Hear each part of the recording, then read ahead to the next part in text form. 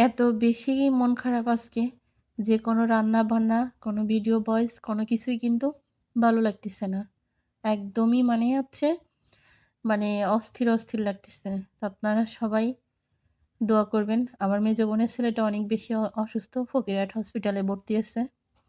তো আসলে ছেলে-মেয়ে ভালো থাকলে কিন্তু মা খালারা বলেন, বাপ চাচারা বলেন সবাই ভালো থাকে। ১ জন ২ জন যদি খারাপ থাকে তো সবারই কিন্তু খাওয়া ঘুম বন্ধ হয়ে যায়। এত বেশি টেনশন আসলে আমিই অসুস্থ আজকে কয়টা দিন।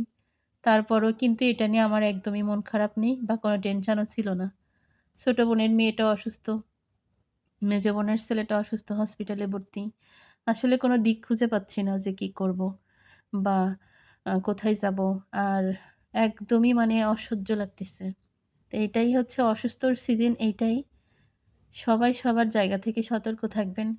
আর বিপদ-আপদ যখন আসে তখন হয়তো সব দিক থেকে একসাথে আসে। এটা নিয়ে ভেঙে পড়া যাবে না বা মন খারাপ করা যাবে না। সবাই সবার জায়গা থেকে দোয়া করবেন। সুস্থতা যে একটা মানুষের কত বড় নিয়ামত সেটা অসুস্থ না হলে বোঝাই যায় না যে আমি সুস্থ থাকতে কত ভালো ছিলাম।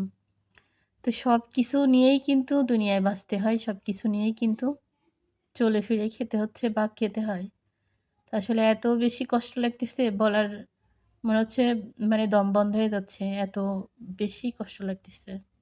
আমি যে সেইখানে যাবো আমি নিজেই অসুস্থ। তারপরেও যেতে তো হবে। কারণ ছেলে-মেয়েদেরকে